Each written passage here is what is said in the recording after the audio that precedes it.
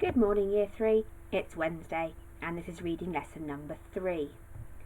So our next skill we're going to look at for our reading this week is when we are predicting. We are coming up with clues in the text that tell us and link the ideas together that come up with thinking that of what will happen in the story next.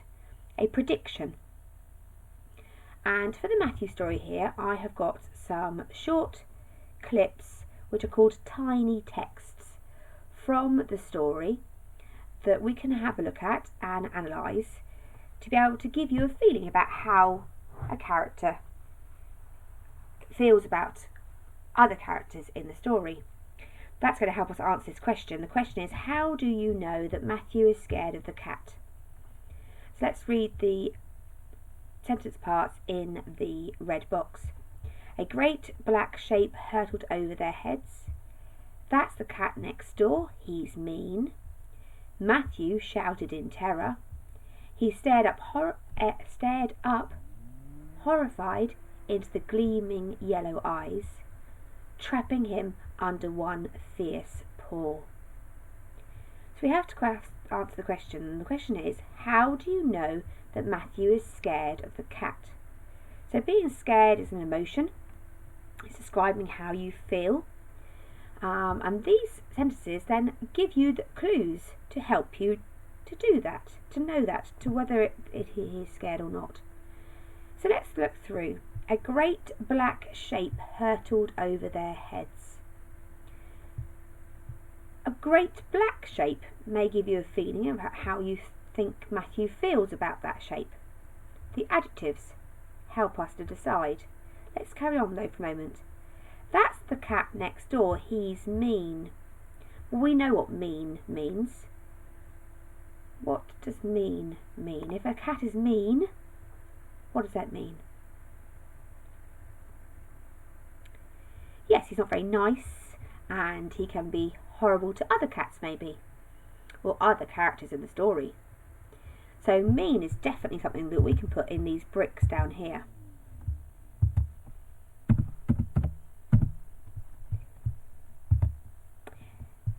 Third line, Matthew shouted in terror. Okay, to shout can be to get somebody's attention. It can be shouting because you're unhappy about something. And this then here tells us that actually in terror, then he is terrified, isn't he? Same root word. So shouted in terror again is another idea of actually saying how he is feeling about the cat. Does he like the cat if he's shouting in terror?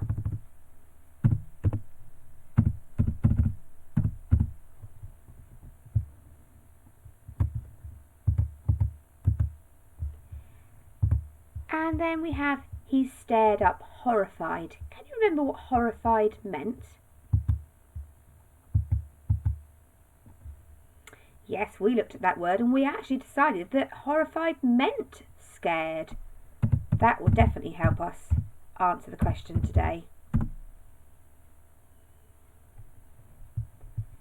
the last line talks about trapping him under one fierce paw. Okay, well, that word fierce, the adjective there, is definitely telling us something about the cat.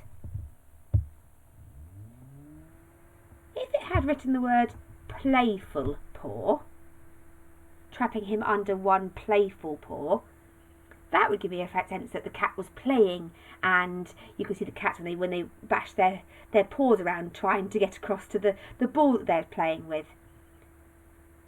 But trapping him under one fierce paw, well, something that's fierce is not very nice, isn't it? A fierce lion, for example. So the word fierce paw again, or the phrase fierce paw, the noun phrase, definitely does tell us that the cat is not very nice if he has a fierce paw, or several fierce paws. So I'm going to put that in the bricks too. And then from the fact that I've read the rest, I can also go back to that first line. That first line said the great black shape. Well, that can be positive. You can have a great black item that's coming towards you that's a good thing. But generally, if it's going to be black, the author's chosen that vocabulary for a reason, hasn't it? And hasn't she, Julia Donaldson? So, great black shape, I think, also adds to this picture that we're building up in our mind about the cat, and also about how Matthew feels about the cat. So let's look at our bricks that we've got. Mean, that's the cat. Matthew shouted in terror. Matthew was horrified. The cat has got fierce paws, and it is a great black shape. So how do you know that Matthew is scared of the cat? These features here tell us how we know that Matthew is scared of the cat. We know that Matthew is scared of the cat, and this is about the author's choice of language, because the author says that Matthew is terrified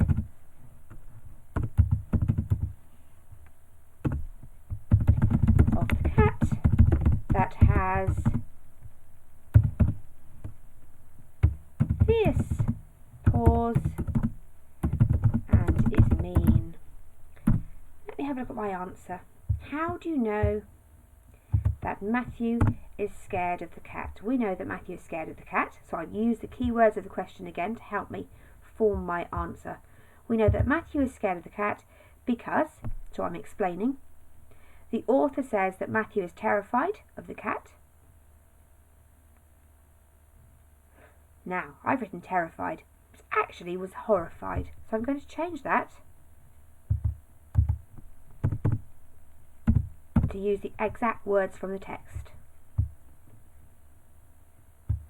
Because the author says that Matthew is horrified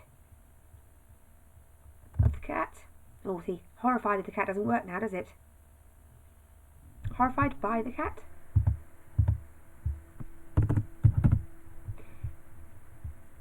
That has fierce paws and is mean.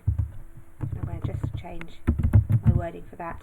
We know that Matthew is scared of the cat because the author says that Matthew is horrified by the cat, which has fierce paws and is mean. I've used several of these building blocks of clues that we've looked at from the tiny text to make my answer. I'm going to ask you to do the same today.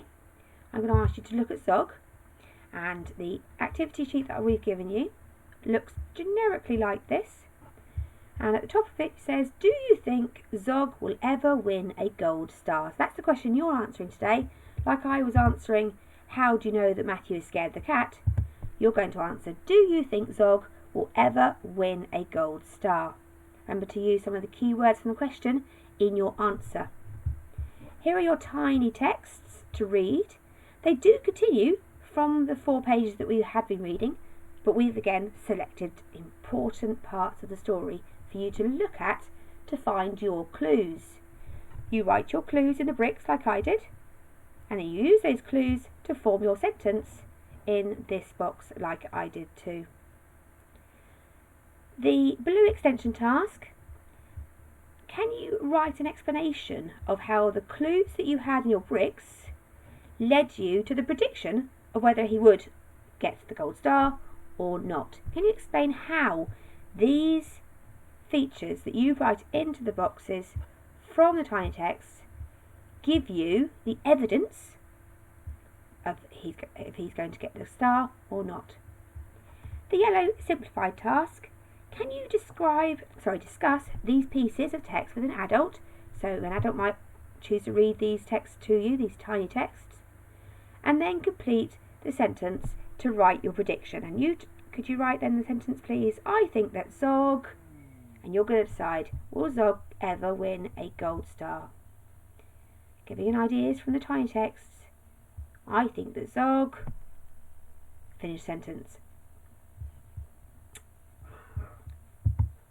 Okay, that's your task for today. Handing in by 3:30 if possible. And we'll look forward to finding out what you think, whether he's going to get his gold star or not. Remember, this time it's all about using the clues to come up with your prediction, Not what you just think might be a good ending, not what might be what you think happens in the story because you've already read it in the past, but what these clues actually lead you to decide. Okay. Thank you, Year for 3. We will speak again tomorrow.